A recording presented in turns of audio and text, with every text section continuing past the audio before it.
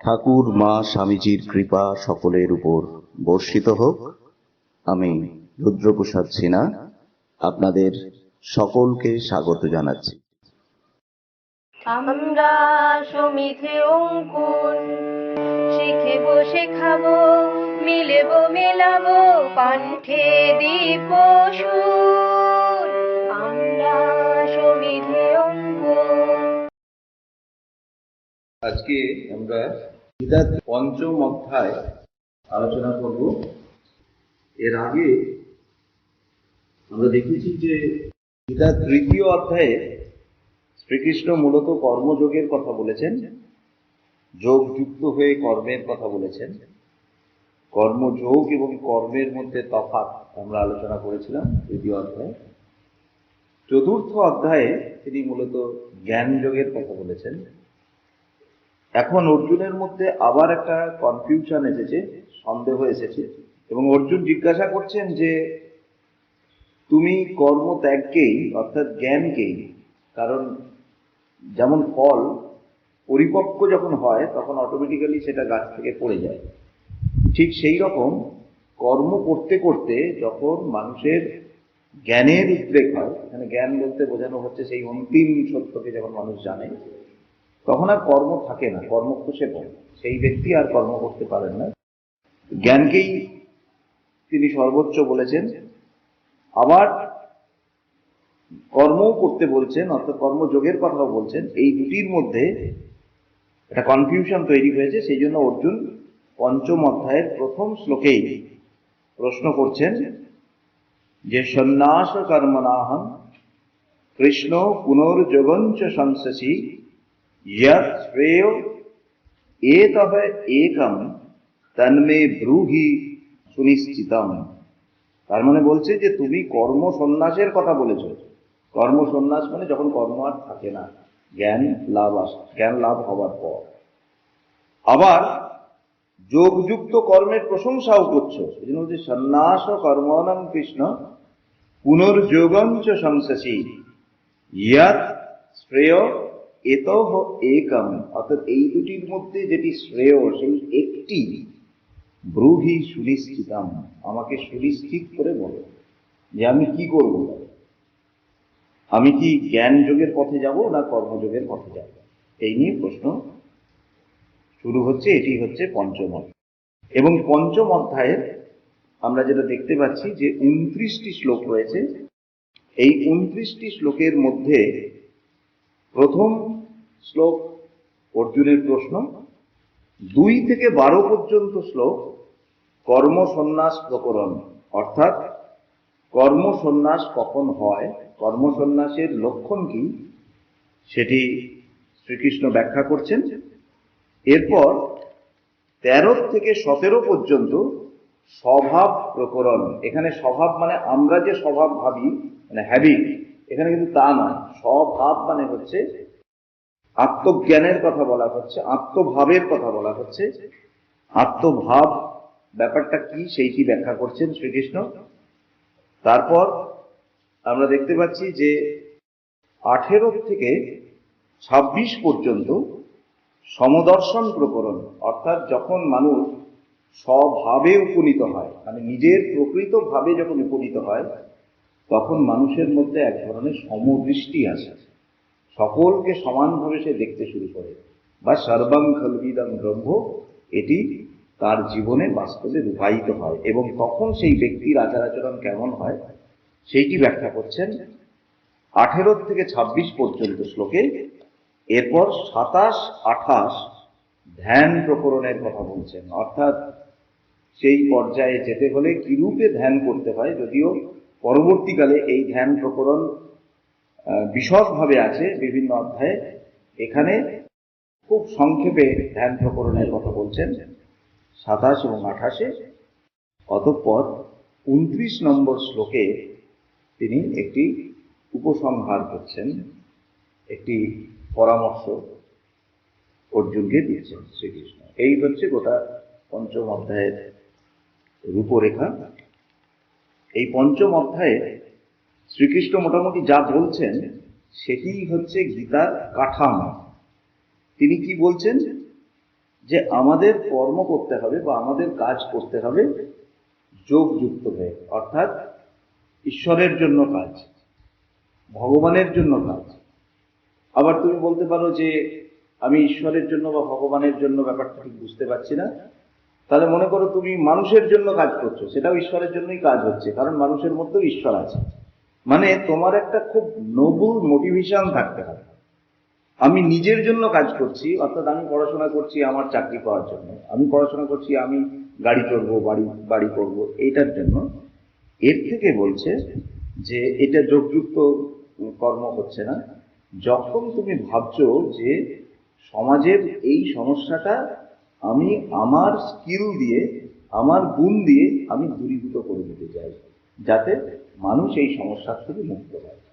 যে কোনো একটা সমস্যা, যে কোনো সমস্যা, কেউ এটা ভাবতে পারে যে আমার গ্রামে মানুষরা ভালো চিকিৎসা পায় না, সেই জন্য আমি বড় হয়ে একজন ভালো ডাক্তার হয়ে আমার গ্রামের মানুষের কাছে ভালো চিকিৎসা ব্যবস্থা নিয়ে আসতে চাই। এই মোটিভেশন থেকে আমি কাজ করছি।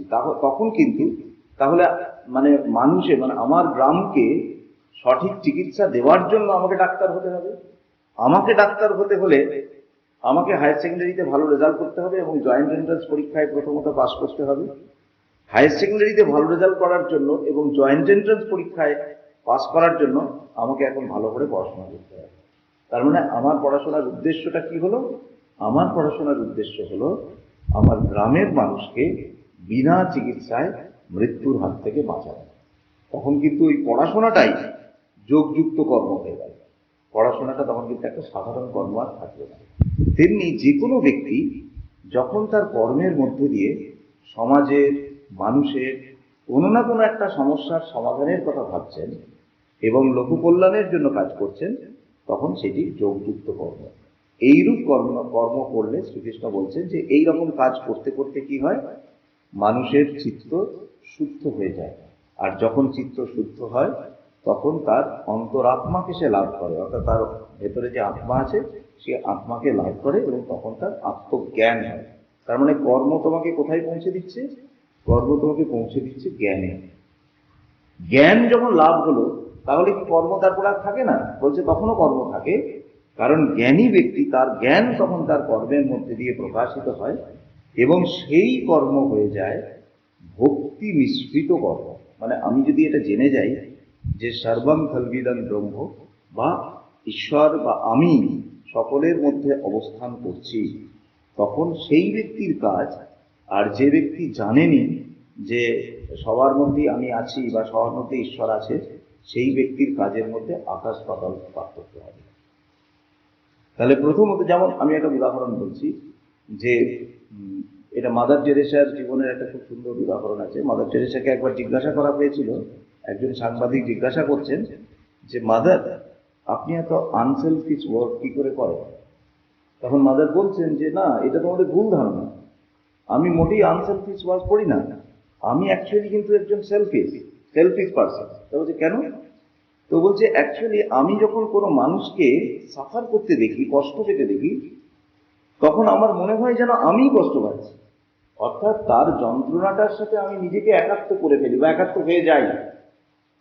তাহলে ওই সাফারিংসটা আমাকে কষ্ট দেয়, আর নিজের কষ্ট থেকে নিজেকে মুক্ত করার তখন একটাই রাস্তা থাকে, সেটা হচ্ছে যে ওই যে ব্যক্তি সাফার করছে তাকে সাহায্য করা এবং তাকে যন্ত্রণা থেকে মুক্ত করা।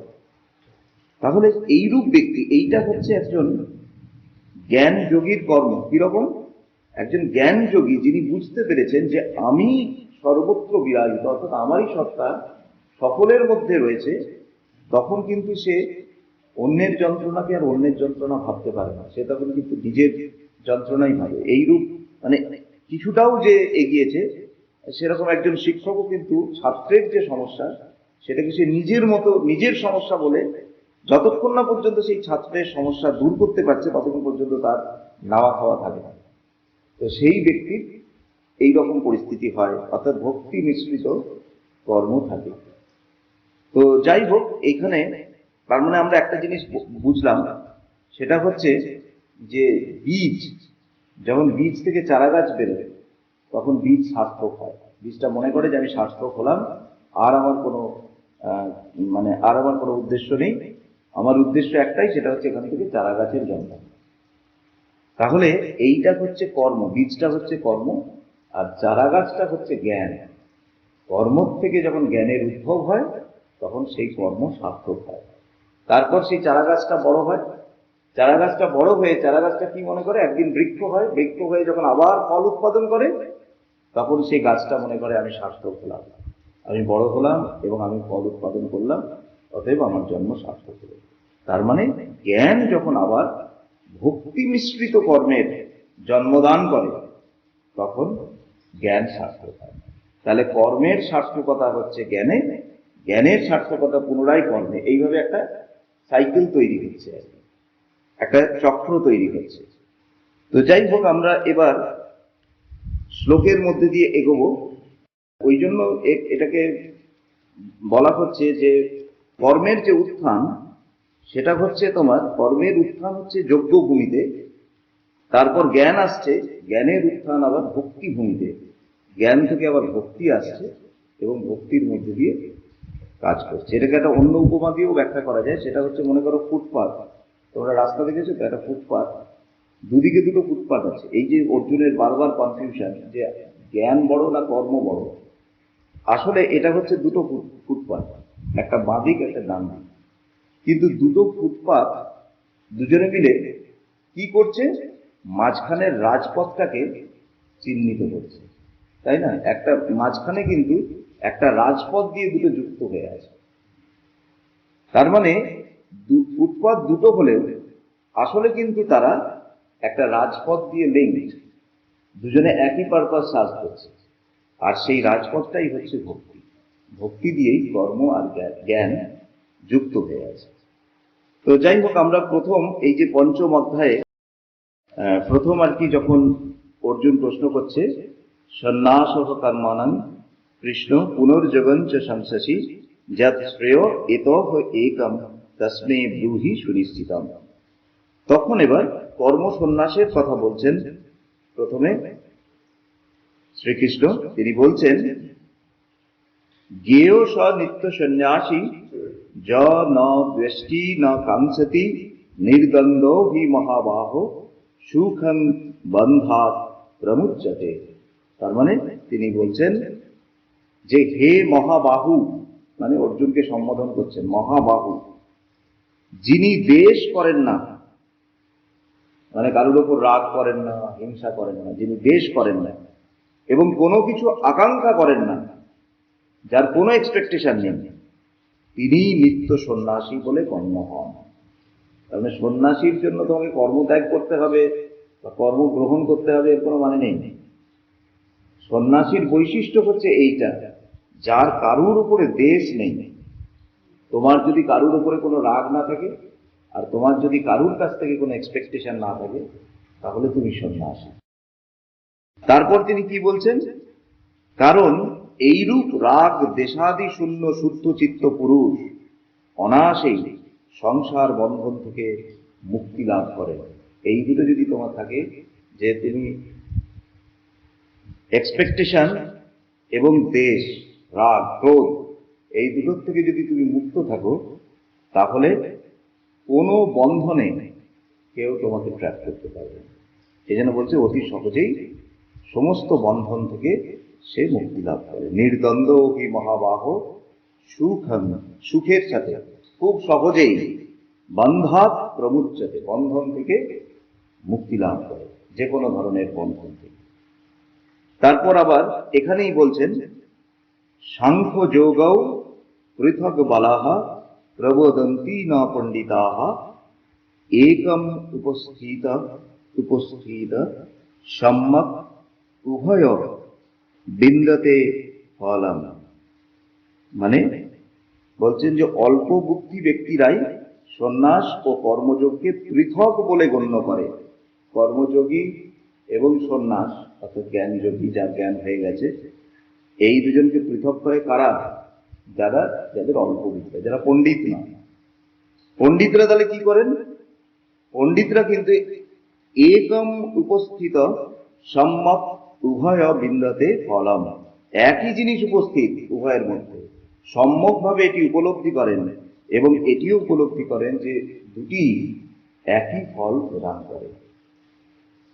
তারপর 7 নম্বরে তিনি শ্লোক 7-এ তিনি বলছেন, যোগযুক্ত বিশুদ্ধাত্মা বিজিতাত্মা জিতেন্দ্রিয় সর্বভূতাত্মভূতাত্মা দুর্বন্যপি ন লিপ্যতে। অর্থাৎ বিশুদ্ধ আত্মা, বিজিত চিত্ত, জিতেন্দ্রিয়, যিনি সর্বপ্রাণীর সহিত একাত্মতা বোধ করেন, এমন পুরুষ যোগযুক্ত হয়ে কর্ম করলেও কর্মে আবদ্ধ হন না। ফার্স্ট কথা হচ্ছে বিশুদ্ধ আত্মা, মানে মন একেবারে কমপ্লিটলি ক্লিন হতে হবে, কোনো অ্যাটাচমেন্ট নয়, কোনো এক্সপেকটেশন নয়, একবারে very clean, neat and clean, বিশুদ্ধ আত্মা। বিজিত আত্মা, যিনি বিজিত চিত্ত, মানে আমরা দুটো ওয়ার্ডের মধ্যে দেখি, এই যে লিবার্টি অ্যান্ড ফ্রিডম, এই দুটো কিন্তু একই জিনিস নয়। লিবার্টি কথাটার মানে হচ্ছে, দুটোর মানেই কিন্তু বাংলা করলে স্বাধীনতা আছে। লিবার্টি মানেও মুক্তি, ফ্রিডম মানেও মুক্তি বা স্বাধীনতা। কিন্তু লিবার্টি মানে হচ্ছে, ধরো কেউ তোমাকে আটকে রেখেছে, জেলে ভরে রেখেছে, কিংবা ঘরে আটকে রেখেছে, বা চেন দিয়ে বেঁধে রেখেছে। যখন তোমাকে ছেড়ে দেওয়া হলো তখন তুমি লিবার্টি পেলে। কিন্তু ফ্রিডম জিনিসটা কিন্তু তাই নয়। ফ্রিডম বলছে ইন্ডিপেন্ডেন্স। ইন্ডিপেন্ডেন্স কথাটার মানে কি? মানে I don't have any dependency on anything or anybody. এটা তার মানে লিবার্টিটা তোমাকে অন্য কেউ দেবে, লিবার্টি তুমি নিজে নিজে নিতে পারবে না, কিন্তু ফ্রিডম তোমাকে নিজে অর্জন করতে হবে। ফ্রিডম অন্য কেউ দিতে পারে না। কারণ আমি কারুর উপরে ডিপেন্ড করব না, এই অবস্থাটা আমাকেই সৃষ্টি করতে হবে, তাই না? যেমন আমি যদি বলি এই জিনিসটা ছাড়া আমি বাঁচব না, ধরো কেউ বাগান করতে খুব ভালোবাসে, সে যদি বলে এই বাগান করার কাজটা আমার হাত থেকে নিয়ে দিলে আমি বাঁচব না, তার মানে কিন্তু সে ওই কাজটার প্রতি ডিপেন্ডেন্ট হয়ে গেছে। কেউ যদি বলে যে অমুককে ছাড়া আমি বাঁচব না, তাহলে সেই ব্যক্তির প্রতি সে ডিপেন্ডেন্ট হয়ে গেছে। কেউ যদি বলে যে না দেখো আমাকে, মানে এই চেয়ারে বা এই ডেজিগনেশন, কোনো একটা পদের প্রতি কারোর এরকম অ্যাটাচমেন্ট থেকে যেতে পারে, বলছে এই পদ চলে গেলে আমি আর বাঁচব না, এই পদটা আমাকে ধরে রাখতেই হবে। তার মানে ওই চেয়ারের প্রতি তার ডিপেন্ডেন্সি এসে গেছে। তার মানে তার চিত্ত ইন্ডিপেন্ডেন্ট নয়, তার মানে সে ফ্রিডম আসেনি। এই জন্য বলছেন বিশুদ্ধ আত্মা, বিজিত চিত্ত, জিতেন্দ্রিয়, ইন্দ্রিয়গুলো যার কন্ট্রোলের মধ্যে আছে, অর্থাৎ যে ইন্দ্রিয় দ্বারা পরিচালিত হয় না, ইন্দ্রিয়গুলো, অর্থাৎ আমি ইন্দ্রিয়কে যা বলবো ইন্দ্রিয় সেটাই শুনবে। ভোরবেলায় ঘুম থেকে উঠলাম, ওঠার আজকে একজনের সাথে কথা হচ্ছিল, আমি দেখলাম যে মনে করো তুমি যদি খুব কনফিউশনে থাকো, মনে করো দুটো সিদ্ধান্ত তোমার মাথায় আসছে, তার মধ্যে যে কোনো একটাকে তোমাকে চুজ করতে হবে, তাহলে আমি তোমাকে একটা পথ বলছি, তুমি এটা এক্সপেরিমেন্ট করতে পারো। রাত্রে ঘুমোতে যাওয়ার আগে নিজের মনের কাছে, নিজের আত্মার কাছে তুমি ওই প্রশ্নটা রাখো, অ্যাজ ইফ তুমি নিজের কাছে যেন নিজেই প্রার্থনা করছো যে আমার এই যে কনফিউশন, অর্থাৎ এই প্রশ্নের যে আমি দুটো সিদ্ধান্তে এসে পৌঁছেছি বা তিনটে সিদ্ধান্তে এসে পৌঁছেছি, এটার মধ্যে নিশ্চিত কোনটা আমার গ্রহণ করা উচিত সেটা তুমি আমাকে বলো। তোমারই অন্তরাত্মার কাছে তুমি এই প্রশ্নটা রাখবে, ঘুমিয়ে পড়বে, আর ভাববে না, জাস্ট স্টেপ। ভোরবেলায় ঘুম থেকে উঠে দেখবে একটা উত্তর তোমার মাথায় আসবে, এবং সেইটাই হচ্ছে সঠিক উত্তর। হচ্ছে ভোরবেলায় যখন একদম মানে ভোর উঠছো, ভোর থেকে মানে সকালবেলা যখন ঘুম থেকে উঠছো, তখন ওই সময় কিন্তু তোমার মধ্যে যে থটসগুলো আসে সেগুলো পিওর সাত্বিক থট। তুমি যদি অন্য কিছুতে অ্যাটাচ না হও, মানে ওই সময়টায় তুমি যদি উঠেই যদি 1 ঘন্টা বা 1.5 ঘন্টা কিছু পড়াশোনা করো, সেটা খুব ডিপ স্টাডি হবে। ওই সময় তুমি যদি কিছু ভাবো, সেটা খুব ডিপ থিঙ্কিং হবে।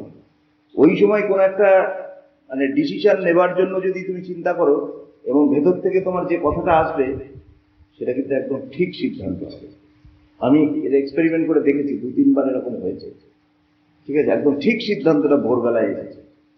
কিন্তু আবার আমাদের অনেক সময় প্রবলেম হয়, আমারও হয়, আমিও বলছি, অনেক সময় এরকম সিচুয়েশন হয় ভোরবেলা উঠেই আমি হয়তো মোবাইলটার দিকে হাত বাড়াচ্ছি, এ দেখি ভোরবেলায় কে কি মেসেজ পাঠালো, মোবাইলটা একবার দেখবে। তার মানে কি, এইটা যদি হয় এবং যদি তুমি একেবারেই কন্ট্রোল না করতে পারো, এরকম একটা সিদ্ধান্ত এখানে নাও যে ভোরবেলা যে ঘুম থেকে উঠবে 9টা পর্যন্ত মোবাইল দেখবে।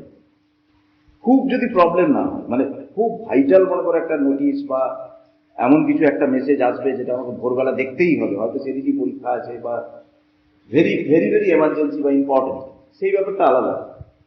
কিন্তু এমনি এটা একটা সিদ্ধান্তটা যে মানে সকালবেলায় যখন উঠছি, 6টায় উঠি বা 6:30টায় উঠি, অ্যাটলিস্ট আপ টু 9 AM মোবাইলটা টাচ করবো। ওই ভোরবেলায় উঠে আইদার আমি কিছু নিয়ে ভাববো বা পড়তে বসবো কিছু, কারণ ওই যে শক্তিটা, ওই যে ভোরের শক্তিটা, ওই যে সাত্বিক মন, সেটা কিন্তু আমরা নষ্ট করে ফেলি। আমিও করি অনেক সময়।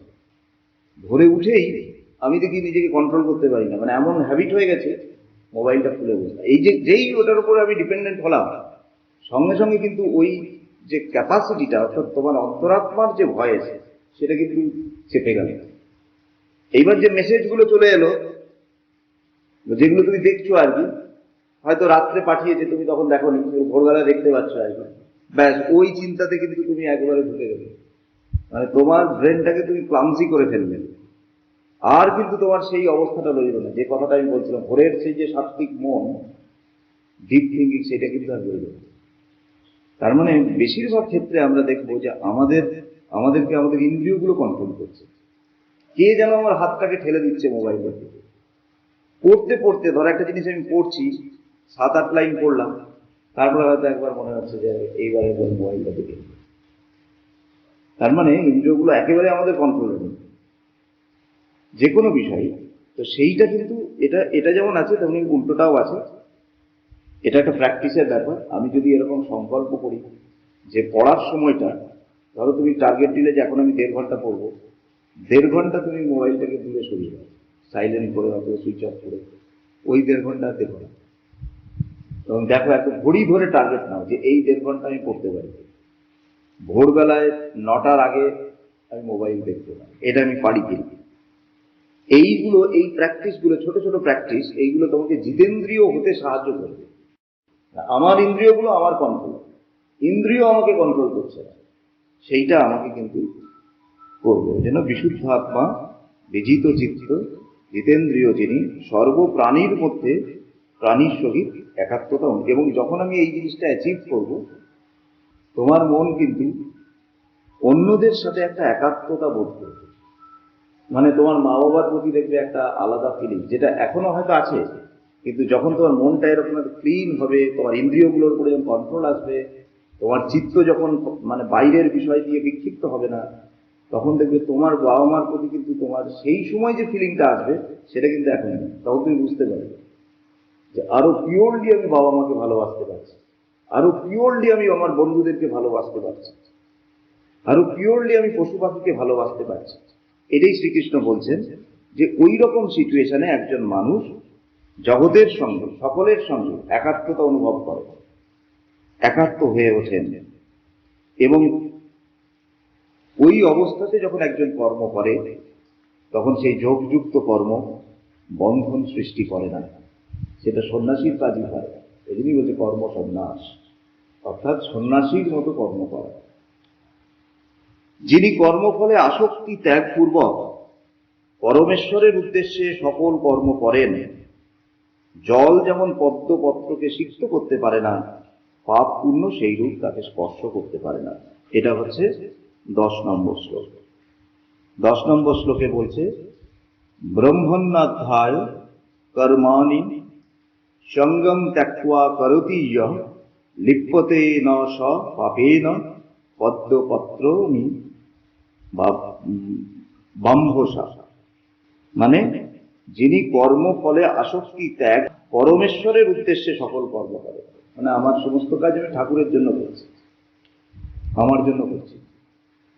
যেটা আমি রামকৃষ্ণ মিশনের সাধুদের কথা বলেছিলাম, যে একটা ইউনিটকে কষ্ট করে তৈরি করলেন, বিল্ডিং করলেন, সবকিছু করলেন, লোকে বলছে মহারাজ আপনি আসার পরেই এই মানে আমাদের আশ্রমটার একবারে পুরো চেহারা বদলে গেল। পরের দিনই কিন্তু ট্রান্সফার লেটার চলে এলো, তাকে চলে যেতে হবে একদম অন্য একটা আশ্রমে, যেখানকার মানুষ কিন্তু তাকে চেনেও না, এবং তিনি এই আশ্রমে কি করে গেলেন, তার কি স্কিল ছিল, কি ম্যানেজমেন্ট ছিল, সেগুলো সে কিচ্ছু জানে না। একদম নতুন একটা জায়গাতে হঠাৎ করে তিনি চলে যাচ্ছেন এবং আনন্দের সাথে চলে যাচ্ছেন। তিনি জানেন যে আমি যে কাজটা করছি তার ফল কিন্তু আমি ভোগ করবো না। কিন্তু আমি করছি ঠাকুরের জন্য, কারণ আমার জীবনটাই ঠাকুরের জন্য। তেমনি বলছেন, যিনি কর্মফলে আসক্তি ত্যাগপূর্বক পরমেশ্বরের উদ্দেশ্যে সকল কর্ম করেন, জল যেমন পদ্মপত্রকে সিক্ত করে না, দেখেছ পদ্ম পাতার উপরে জলটা কেমন থাকে, তাহলে জল যেমন পদ্মপত্রকে সিক্ত করতে পারে না, তেমনি পাপ পুণ্য দুটি তাকে স্পর্শ করতে পারে না। সে পাপ পুণ্যের ঊর্ধ্বে অবস্থান করে। এই দুটি, তার কোনো পাপও হয় না, কোনো পুণ্যও হয় না। পুণ্যও হয় না, কারণ পাপ পুণ্য মানে একটা জিনিস হচ্ছে যে তুমি যদি বলো যে আমি অমুককে ভালোবাসি, এটা বলা মানেই কিন্তু তুমি বলছো তার মানে এমন কেউ পৃথিবীতে আছে যাকে তুমি ভালোবাসো না, তাই না? মানে একটার এক্সিস্টেন্স আরেকটার এক্সিস্টেন্সের প্রমাণ। আমি যদি বলি যে আমি মানুষের কাছে, আমি এটা একজনকে বলেছিলাম, তখন আমি ফেসবুকে লিখতাম, তো একটি ছেলে আমাদেরই স্টুডেন্ট আর কি, সে লিখেছে যে সব মানুষ স্বার্থপর, সব মানুষ স্বার্থপর। আমি তো যতগুলো লোককে দেখলাম প্রত্যেকটাই স্বার্থপর মানুষ।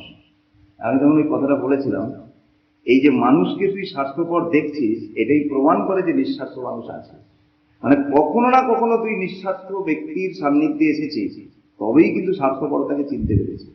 যেটা তুই মানে যদি সবাই স্বার্থপর হতো, তাহলে স্বার্থপরতা বলে যে একটা জিনিস হয়, এটা তোর মাথাতেই আসে। যে জিনিসটা মানে আমি কখনো পাইনি, তার বিপরীতে যদি কখনো না পেতে, আমার মাথাতেই আসবে না যে স্বার্থপরতা বলে কিছু, তাই না? তেমনি আমি যদি বলি যে আমি অমুককে খুব ঘৃণা করি, তার মানেই প্রমাণ হয় যে কেউ না কেউ আছে যাকে তুমি ভালোবাসো। একটার এক্সিস্টেন্সে একটা এক্সিস্টেন্সের কথা বলে। আমি যদি বলি যে এই মোবাইলটা খুব ভালো, তার মানে নিশ্চয়ই এমন কোনো মোবাইল তুমি দেখেছো বা জানো যে মোবাইলটা ভালো না।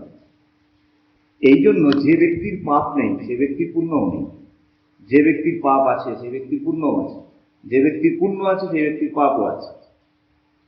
আর যখন এইরকম স্টেটে সে অবস্থান করে যে তার কাছে পাপ পুণ্য আর তাকে স্পর্শ করতে পারে না, তার কিন্তু তখন দুটোই চলে যাবে। সে তখন beyond all good and evil, তাকে কিছুই টাচ করতে পারবে না। তারপরে আমরা আসছি 12 নম্বর শ্লোক করছি, যুক্ত কর্ম ফলম ত্যক্ত্বা শান্তি মাপ্নোতি নৈষ্ঠিকীম অযুক্ত কাম কারেণ ফলে শক্ত নিবদ্ধতে। মানে নিষ্কাম কর্মযোগীগণ কর্মফল ত্যাগ করে ব্রহ্মনিষ্ঠা হতে উৎপন্ন পরম শান্তি লাভ করেন। তুমি যদি এই কর্মফলের যদি উপরে উঠতে পারো, তুমি যদি সমষ্টির জন্য বা ঈশ্বরের জন্য কাজ করতে পারো, তাহলে দিনের শেষে এক অদ্ভুত শান্তি লাভ করবে। সেটাই এখানে বলা হচ্ছে, যুক্ত কর্মফলং ত্যক্ত্বা শান্তি মাপ্নোতি নৈষ্ঠিকীম। অযুক্ত, যে অযুক্ত হয়েছে, তার মানে কি, তার কামনা রয়েছে, প্রচন্ড এক্সপেকটেশন রয়েছে। রাজসিক কর্ম, অর্থাৎ আমি একটা কাজ করছি কিন্তু সেই কাজের মধ্যে দিয়ে হয় এক্সপেকটেশন কাজ করছে বা অহংকার প্রকাশিত হচ্ছে। তাহলে সকাম ব্যক্তিগণ কামনাজনিত কার্য করার দরুন আসক্তিবশত আবদ্ধ হন, তাহলে তুমি ট্র্যাপ হবে। তুমি যদি আসক্ত হও কোনো কিছুর প্রতি, তাহলে তোমাকে কিন্তু ট্র্যাপ করা যাবে। ভেবে দেখো, তুমি মনে করো সিনেমা দেখতে খুব ভালোবাসো, তাহলে কিন্তু আমি তোমাকে 2-4টে সিনেমা দেখিয়ে ভুলিয়ে বালিয়ে একটা কাজ করিয়ে দিতে পারবো, তুমি ট্র্যাপ হবে। ওই জন্য বলছে যে সকাম ব্যক্তি তার কামনাজনিত কার্য করার জন্য আসক্তিবশত আবদ্ধ হন। তাকে আবদ্ধ করা, তাকে ট্র্যাপ করা খুব সহজ, এবং সে ট্র্যাপ হবেই যদি তার মধ্যে কামনা থাকে। এরপরে আমরা স্বভাব প্রকরণে আসি। 13 নম্বরে আর কি শ্রীকৃষ্ণ বলছেন, সর্বকর্মাণি মনসা সংন্যাস্তে সুখং বশী নবদ্বারে পুরে দেহি নৈব কুর্বন্ন কারায়ণ। অর্থাৎ জিতেন্দ্রীয় পুরুষ মনে মনে সমস্ত কর্ম ত্যাগ করে নবদ্বার যুক্ত দেহে সুখে বাস করেন। মানে এই দেহটা 9টা ছিদ্র আছে, সেই জন্য বলা হচ্ছে নবদ্বার। তো এই নবদ্বার যুক্ত গৃহ, এই গৃহে তিনি সুখে বাস করেন। কে কে সুখে বাস করতে পারবেন? যিনি জিতেন্দ্রিয়, সর্বকর্মাণি মনসা সন্ন্যাসাস্তে সুখং বশী নবদ্বারে পুরে দেহি নৈব কুর্বন্ন কারায়ণ। তিনি নিজে কিছু করেন না, অন্যকে দিয়েও করেন না। মানে তিনি কাজ কিন্তু করছেন, অথচ আমি করছি তার এই বোধ আর কাজ করে না। তার মনে হয় ঠাকুর আমাকে দিয়ে করাচ্ছে। ওই যে আমরা শ্যামা সঙ্গীত শুনেছিলাম, সকলই তোমারই ইচ্ছে, ইচ্ছাময়ী তারা তুমি, তোমার কর্ম তুমি করো মা, লোকে বলে করিয়া। ঠিক আছে, ঠাকুরের উদাহরণ আছে যে পাইপে জল আসছে, কোনো পাইপে সিংহের মুখ লাগানো আছে, কোনো পাইপে গরুর মুখ লাগানো আছে, দেখে মনে হচ্ছে যেন সিংহের মুখ দিয়ে জল বেরোচ্ছে, গরুর মুখ দিয়ে জল বেরোচ্ছে। আসলে তো কিছুই নয়, পাইপ দিয়ে জল আসছে। জলের সোর্সটা তো সিংহও নয়, গরুও নয়, জাস্ট মুখটা সামনে লাগানো আছে। তো তেমনি ইচ্ছাময়ী তারা তুমি, লোকে বলে করিয়া, সেই রকম। 15 নম্বর শ্লোকে আমরা পাচ্ছি, দত্তে কস্যচিৎ পাপং না চৈব সুকৃতং বিভু অজ্ঞানেনাবৃতং জ্ঞানং তেন মুচ্যন্তি জন্তবঃ। মানে 15 নম্বর শ্লোকে বলছে, সর্বব্যাপী পরমাত্মা কারো পাপ গ্রহণ করেন না, পুণ্যও গ্রহণ করেন না। অজ্ঞানতা দ্বারা জ্ঞান আবৃত থাকে বলেই প্রাণীগণ মোহগ্রস্ত হয়। ঠিক আছে, মানে আমার ভেতরের যে পরমাত্মা আছে, আমি হাজার পাপ করতে পারি, কিন্তু এইসব পাপ তাকে কিন্তু স্পর্শ করছে না, তাকে একটুও স্পর্শ করছে না। ওই জন্য যে মুহূর্তে তোমার ট্রান্সফরমেশন আসবে, তুমি নিজেই বুঝতে পারবে তুমি একবারে শুদ্ধ সত্য। মানে তাকে যদি পাপ স্পর্শ করতো, তাহলে তো তাকে ট্রান্সফর্ম করাটা অত সহজ হতো না। মানে যা কিছু হচ্ছে বাইরে, যে মুহূর্তে আমার কর্মটা শুদ্ধ হয়ে যাবে, চিন্তাটা শুদ্ধ হয়ে যাবে, তুমি দেখবে তুমি একটা নতুন মানুষ। যেমন রত্নাকরের হয়েছিল, বাল্মীকির হয়েছিল। ওই জন্য বলছে, না দত্তে কস্যচিৎ পাপম না চৈব সুকৃতং বিভু। মানে তার কোনো পাপ নেই, তার কোনো সুকৃতিও নেই। অজ্ঞানেন আবৃতং জ্ঞানম, অজ্ঞানের দ্বারা জ্ঞান আবৃত হয়ে আছে। তেন মুচ্যন্তি জন্তবঃ, মানে প্রাণীগণ এই কারণেই মোহগ্রস্ত হয়। তার মানে সমস্ত প্রবলেম, সেটার উৎস কি? সেটার উৎস হচ্ছে ল্যাক অফ নলেজ। মানে আমি যেটাকে যা ভাবছি, বাস্তবে সেটা নয়। আমি ভাবছি যে ধরো একটা গাড়ির বিজ্ঞাপন দেখলাম, মানে গাড়ির অ্যাডভার্টাইজ দেখলাম, আমি ভাবলাম এই গাড়িটা আমার চাই, এই গাড়িটা থাকলে একদম আমার জীবনটা পুরো বদলে যাবে, ভাবলাম।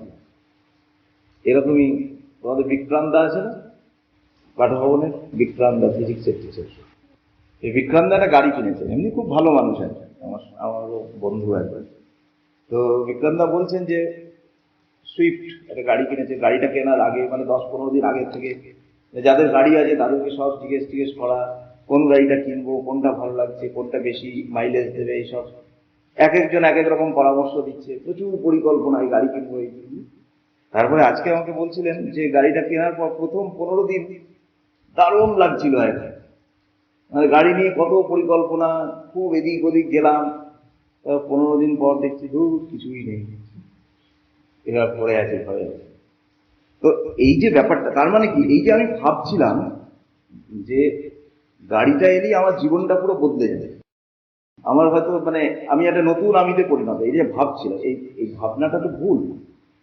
সেই জন্যই বলছে যে source of all problems are lack of knowledge, সঠিক জ্ঞানের অভাব। এই জন্য অজ্ঞানেনও আবৃতং জ্ঞান, অজ্ঞান দ্বারা জ্ঞান আবৃত হয়ে আছে, সেই জন্যই মানুষ মোহগ্রস্ত হয়। যেটা পেলে সে প্রকৃত শান্তি পাবে, সেইটার অনুসন্ধান না করে ভুল পথে শান্তির অন্বেষণ।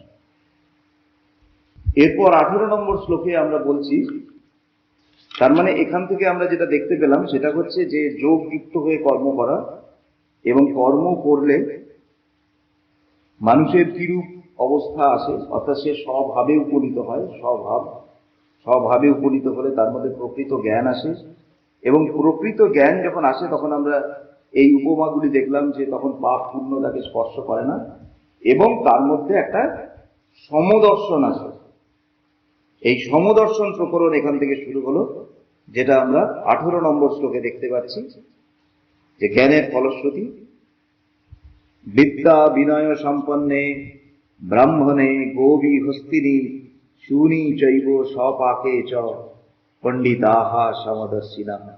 মানে ব্রহ্মবিদ পণ্ডিতগণ, বিদ্যা বিনয়যুক্ত ব্রাহ্মণ, চণ্ডালে, গরু, হস্তি এবং কুকুরে সমদর্শন লাভ করে।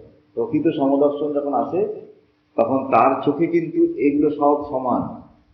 শুধুমাত্র এই যে স্বামীজি বলছেন না, ব্রহ্ম হতে কীট পরমাণু সর্বভূতে সেই প্রেমময়, মানে ব্রহ্ম, ব্রহ্ম মানে ঈশ্বর, আর কীট একেবারে সূক্ষ্মাতি একটা ছোট্ট মশা বা মাছি বা একটা পোকা, কীট।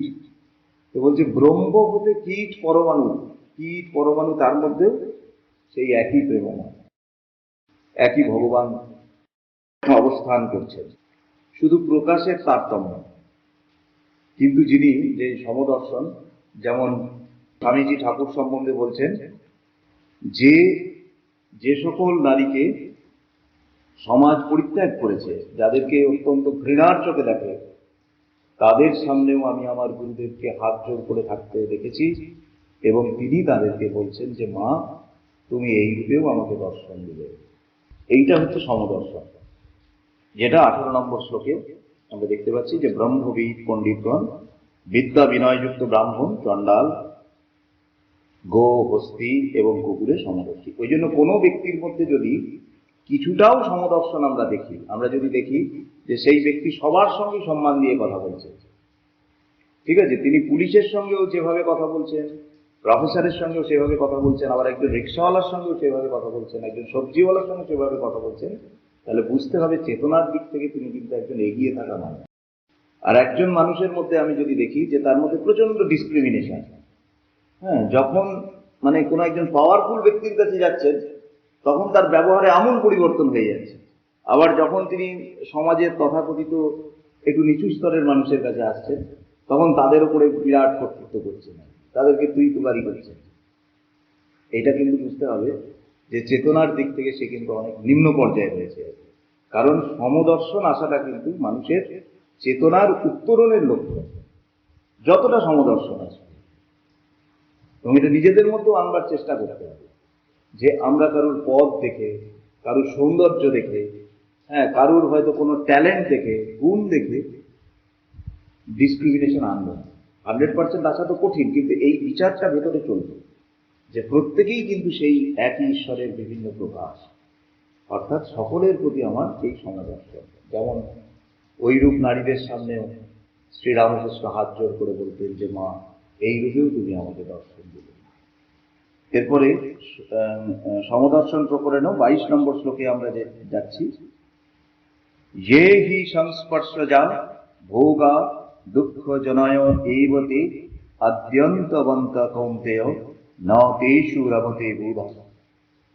হে কৌন্তেয়, যে সকল ভোগ বাহ্য বিষয়ের সংস্পর্শে জাত, সেইগুলি নিশ্চয় দুঃখের কারণ, সেইগুলি আদি এবং অন্তবান এবং ক্ষণস্থায়ী, পণ্ডিতগণ সেই সকলে আসক্ত হন না।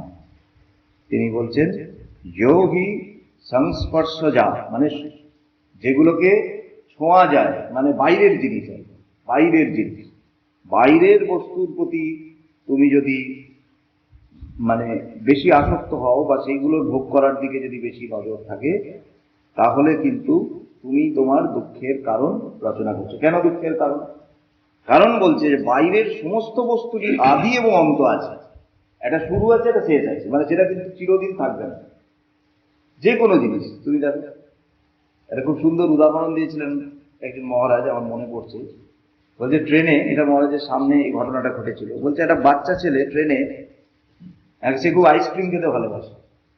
এখন মায়ের কাছে প্রচন্ড বায়না করছে যে মা আইসক্রিম খাবো, আইসক্রিম উঠেছে, তো আইসক্রিম খাবো করেছে, কান্নাকাটি, চিৎকার চেঁচামেচি, সে মায়ের শাড়ি টেনে দিচ্ছে, হ্যাঁ, কিছুতেই বসতে দেবে না, অনেক বোঝানোর চেষ্টা করছে, না ঠান্ডা লেগে যাবে, এখন খাস না। নিয়ে শেষে সে কিছুতেই ছাড়বে না, কান্নাকাটি জেদ, শেষে মা একটা আইসক্রিম কিনে দিয়েছে। নিয়ে বলছে আইসক্রিমটা খেয়ে মানে পেয়ে তো সে খুব খুশি হলো। খুশি হয়ে কিছুক্ষণ পর্যন্ত তো খেলো আনন্দ করে, আবার কাঁদতে শুরু করছে। বলছে কি হলো, আইসক্রিম তো কিনে দিলাম। বলছে ফুরিয়ে যাচ্ছে তো, আইসক্রিমটা ফুরিয়ে যাচ্ছে তো। মানে মুশকিলটা হচ্ছে যেটা সব মানুষেরই, যে আমরা যে জিনিসগুলোর আদি অন্ত আছে সেই জিনিসগুলোই যদি আমাদের আনন্দের জন্য বেছে নিই, প্রত্যেকটা জিনিস দেখো, তুমি যেটাকে আজকে মনে হচ্ছে খুব ভালো, কোনোটাই কিন্তু চিরস্থায়ী না, নাথিং ইজ পারমানেন্ট, তাই না? তুমি একটা ভাবছো যে একটা চাকরি পেয়ে গেলেই আমার জীবনটা বদলে যাবে, আর চাকরিটাও শেষ হবে। যে কোনো ব্যাপার, তুমি একটা জামা দিয়ে ভাবলে এই এই জামাটা পরেই আর দারুণ হবে, কিন্তু জামাটাও পুরোনো হবে, গাড়িটাও কিন্তু খারাপ হবে, তুমি যা কিছু, বন্ধুত্বও কিন্তু ধুলো জমবে, বন্ধুরও কিন্তু মৃত্যু হবে।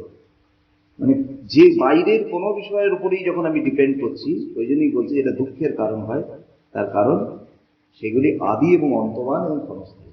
একমাত্র যেটির আদি নেই এবং অন্ত নেই, সেই রূপ হচ্ছে শুধুমাত্র ঈশ্বর, মানে ঠাকুর। যদি ঠাকুরকে তুমি ভালোবাসতে পারো তাহলে আর কোনোদিন তোমার দুঃখের কারণ হবে। 24-এ আমরা দেখতে পাচ্ছি ঠিক তার উল্টোটা এবার বলছেন। তিনি বলছেন য হস্তু সুখ হস্তু রারামস্তু য অন্তঃসুখ অন্তরারামন্ত অন্ত জ্যোতিরেব স যোগী ব্রহ্ম নির্বাণম ব্রহ্মভূত অধিগচ্ছতি। 24 নম্বর শ্লোকে তিনি বলছেন, যার সুখের সামগ্রী অন্তরে, যার ক্রীড়া অন্তরের দেবতার সঙ্গে, যার জীবন পথের আলো অন্তর্চারী দেবতার করুণা প্রসাদ, সেই যোগী ব্রহ্মভাব প্রাপ্ত হয়ে ব্রহ্মেই নির্বাণ লাভ করেন। এই জন্য বলতে যা অন্তঃসুখ, যার সুখ অন্তরে, মানে অন্তরের সম্পদে যার সুখ। আর কি বলছেন, অন্তরারাম, মানে যার খেলা, যার ক্রীড়া অন্তরের দেবতার সঙ্গে। আর কি বলছেন, যিনি অন্তরের জ্যোতিতে পথ চলেন, তিনি সেই যোগী ব্রহ্মভাব প্রাপ্ত হয়ে ব্রহ্মেই নির্বাণ লাভ করেন। আচ্ছা, এটা কি হতে পারে যে আমার সুখ অন্তরে? মানে অ্যাকচুয়ালি আমরা সবসময় ভাবি যে বাইরের কিছুর সঙ্গে, যেমন কেউ হয়তো রসগোল্লা খেতে খুব ভালোবাসে, তার মানে আনন্দটা রসগোল্লার মধ্যে আছে, তাই তো? এটা আমরা মনে করি, আসলে কিন্তু তা নয়। তোমার আত্মার আলোটা ওই মুহূর্তে রসগোল্লার উপরে পড়েছে, সেটাকে তুমি এনজয় করছো। রসগোল্লার মধ্যে যদি আনন্দ থাকতো তাহলে কিন্তু পৃথিবীর যে মানুষই রসগোল্লা খেত তারই আনন্দ হতো। কিন্তু দেখবে তুমি সাউথে যাও, ওরা কিন্তু রসগোল্লা পছন্দ করে না। ওরা আবার যেগুলো পছন্দ করে প্রচন্ড টক খাবার, সেটাও তোমার পছন্দ হচ্ছে না, কিন্তু ওই টকের মধ্যে সে আনন্দ পাচ্ছে, তুমি টকের মধ্যে আনন্দ পাচ্ছ না। তার মানে আনন্দ কিন্তু ওই টকেও নেই, আনন্দ রসগোল্লাতেও নেই। আমি আমার আত্মার আনন্দটা তার সঙ্গে রিলেট করছি। অর্থাৎ এটা যেন মানে ওই উট যেরকম, আমি এটা শুনেছি যে উট যখন কাঁটা গাছ খায় তখন ওই কাঁটার খোঁচাতে তার ঠোঁটগুলো কেটে যায়, কেটে গিয়ে ওখানে রক্ত বেরোতে থাকে। সেই রক্তের নোনতা স্বাদ কাঁটার সঙ্গে মিশে উট মনে করে খুব সুস্বাদু একটা জিনিস খাচ্ছে। আদবে সে জানেই না যে নিজেরই রক্তের স্বাদ সে গ্রহণ করছে নিজেই। তার মানে ব্যাপারটা হচ্ছে এইরকম, আমারই আত্মার জ্যোতি, আমারই সেই আনন্দময় আত্মার জ্যোতি, আমি তার একটা রিফ্লেকশন আমি ওই বস্তুটার মধ্যে ফেলেছি, যার ফলে ওটাকে যখন উপভোগ করছি তখন সেই আত্মজ্যোতির কিছুটা ভোগ হচ্ছে বলে আমার মনে হচ্ছে এটা দারুণ আনন্দময় ব্যাপার। এইটা যদি কোনো মানুষ বুঝতে পারে, তখন সেই বস্তুটাকে ছেড়ে যদি নিজের অন্তরে সেই আনন্দের খোঁজ করে, তাহলে সে কিন্তু অসীম আনন্দে থাকবে। সঞ্জীব মহারাজ আমাকে বলছিলেন যে যে কোনো পিকনিকে তুমি গিয়ে যে আনন্দ লাভ করো তার থেকে সহস্র গুণ আনন্দ লাভ করা যায় যদি ঠিক ঠিক মেডিটেশন করতে পারো। বলছে এটা আমার এক্সপেরিমেন্ট করে বলা। উনি বলছিলেন যে কোনো পিকনিকে গিয়ে তুমি যে আনন্দ করো, পিকনিকের আনন্দটা কি? বাহ্যিক কোনো বস্তুর সাথে আমি নিজেকে অ্যাটাচ করছি, তো সেখান থেকে একটা আনন্দ হচ্ছে। কিন্তু যদি ঠিক ঠিক মেডিটেশন হয়, যদি ঠিক ঠিক মনে করো তোমার তুমি যদি মন দিয়ে একটা ছবি আঁকো, বা অন্য কোনো একটা ক্রিয়েটিভ কাজ করো, কোনো একটা কবিতা লেখো, বা মন দিয়ে যদি একটা গান করো, ওই গানটা, তোমার গান হয়তো কেউ শুনছে না, তুমি নিজেই নিজেকে শোনাচ্ছ, তো ওই গানটা তোমাকে এত আনন্দ দিতে পারে, মানে প্রকৃত যখন তুমি নিজে নিজেকে সঙ্গ দিচ্ছ, তখন একটা গান, একটা কবিতা, একটা ছবি, ধ্যান তোমাকে এত আনন্দ দিতে পারে যে ইউ ক্যান নট ইমাজিন। তো সেইগুলোর স্বাদ একটু নেবার চেষ্টা করতে হবে। এই জন্যই বলছি যে অন্তর্সুখ মানে আমার ভেতরের যে আনন্দ, আর বলছে অন্তর আরাম, অর্থাৎ আমার ক্রীড়া আমার মনের দেবতার সঙ্গে, বাইরের কোনো ব্যক্তির সঙ্গে আমার খেলার দরকার নেই, অন্তরের দেবতার সঙ্গে। আর হচ্ছে অন্তর্জ্যোতিতে যিনি যিনি বাইরের জ্যোতিতে পথ চলেন না, অন্তর্জ্যোতিতে পথ চলেন, অর্থাৎ তুমি যখন কাজ করছো, কথা বলছো, মিটিং করছো, তখন যদি তুমি খুব পিওর মাইন্ডে থাকো, বা যদি একবার চোখ বন্ধ করে ডিপলি ভেবে নাও, দেখবে ভেতর থেকে একটা আলো আসবে, মানে একটা সিদ্ধান্ত আসবে, যেটা আমি বলছিলাম। এই অন্তর্জ্যোতিতে যিনি পথ চলে, বাইরে থেকে আসে কোনো আলোয় পথ চলছে না। তাহলে বলছে এইখানে 24 নম্বর শ্লোকে, যার সুখের সামগ্রী অন্তরে, যার ক্রীড়া অন্তরে দেবতার সঙ্গে, যার জীবন পথের আলো অন্তর্চারী দেবতার করুণা প্রসাদ, সেই যোগী ব্রহ্মভাব প্রাপ্ত হয়ে ব্রহ্মেই নির্বাণ লাভ করেন। এরপর আমরা ধ্যান প্রকরণে প্রবেশ করছি, যে এইরূপ মনের অবস্থা আমরা পরপর কি দেখলাম। প্রথমে দেখলাম কর্মসন্ন্যাস, মানে কর্ম করছি, কাজ করছি, কর্তব্য করছি, অথচ আমি সন্ন্যাসী, কর্মসন্ন্যাস। কর্মসন্ন্যাস থেকে কি আসে? স্বভাব আসে, অর্থাৎ আমার যেটা প্রকৃত ভাব, সেই ভাবটা জাগ্রত হয়, প্রকৃত জ্ঞান। প্রকৃত ভাব জাগ্রত হলে কি হয়? সমদর্শন আসে। যেটা বললাম যে সকলের প্রতি একটা এইটা যদি আসে তোমার মধ্যে, তাহলে তুমি বুঝবে তুমি এগোচ্ছ।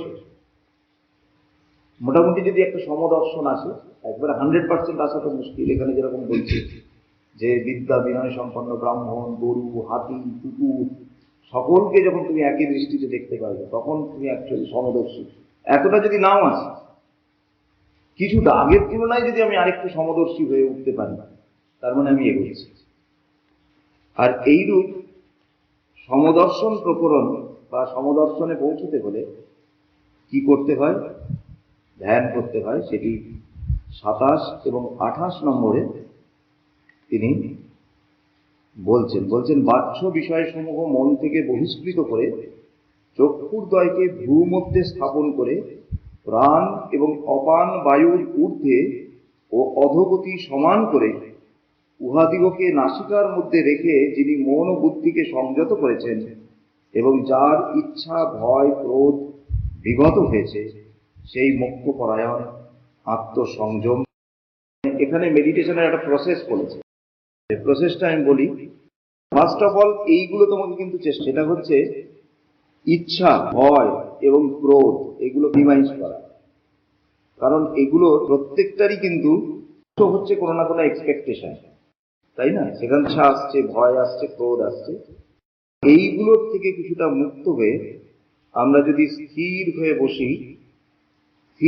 বসে, ধরো তুমি চোখটা বন্ধ করলে, চোখটা বন্ধ করার পরে কিছুক্ষণ পর্যন্ত তুমি কিছু করলে না, জাস্ট তোমার থটগুলো আসছে, চলে যাচ্ছে তোমার মাথায়, তুমি কিছু কন্ট্রোল করার চেষ্টা করছো না। তোমার মাথায় অটোমেটিক্যালি বিভিন্ন পরের পর থট ওয়েভ আসছে, থট ওয়েভগুলো আসছে চলে যাচ্ছে। কিছুক্ষণ পরে দেখবে তোমার ব্রেনটা আস্তে আস্তে শান্ত হয়ে আসছে। তার কারণ আমরা যখন কোনো একটা জিনিসকে ওয়াচ করি, আমি কিন্তু আবার বলছি, কন্ট্রোল করবে না ব্রেনকে, তাহলে কিন্তু মুশকিল হবে। ওয়াচ করবে, আমরা যদি ওয়াচ করি তাহলে কিন্তু সেটা শান্ত হয়ে আছে। যেমন দেখবে যে কোনো একটা বাচ্চা খেলছে, তুমি কাজ করতে করতে যদি তার উপর একটা নজর রাখো, তাহলে কিন্তু সে কিছুটা কন্ট্রোলের মধ্যে থাকবে। যেই তুমি নজর সরিয়ে নেবে, তখন কিন্তু সে কোথায় চলে যাবে, কি করবে, কোনো ঠিক নেই।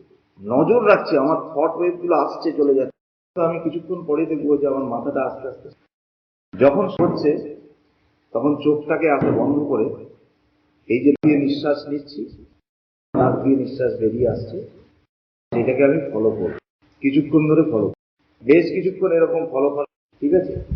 তারপর এখানে পরের দিকে সেগুলো আছে, এখনই আমি বলে রাখছি, সেটা হচ্ছে আমার হৃদয়ে, আমার হার্টে একটা সাদা পদ্ম ফুলের ওপরে আমার যে ইষ্ট বা আদর্শ তাকে আমি কল্পনা করি।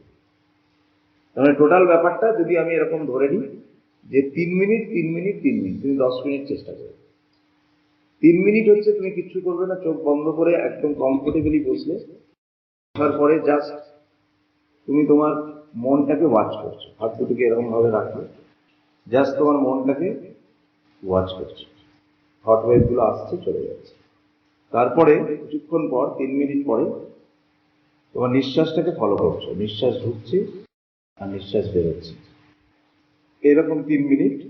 এবং তারপর আমার হৃদয়ে সাদা পদ্ম ফুলের উপরে যাকে তুমি আদর্শ বলে মনে করো, কোনো দেবদেবী হতে পারে, ঠাকুর হতে পারেন, স্বামীজি হতে পারেন, তাকে সাদা পদ্ম ফুলের ওপরে তিনি বসে আছেন এইরূপ কল্পনা করুন। তো এইরকম যদি আমরা 10 মিনিট করতে পারি প্রত্যেক দিন, এবং তার সাথে সাথে যদি এই জিনিসগুলো প্র্যাকটিস করতে পারি যে আমার ক্রোধ, ভয় এবং ইচ্ছা এগুলো আমি দূর করব, তাহলে সেই ব্যক্তি মুক্তি লাভ করবে। মানে এই যে যে কথাগুলো বলা হচ্ছে, অর্থাৎ সমস্ত বন্ধন থেকে সে মুক্ত থাকবে, পরম শান্তিতে অবস্থা। এই পর্যন্ত ছিল আমাদের গীতার 5ম অধ্যায়।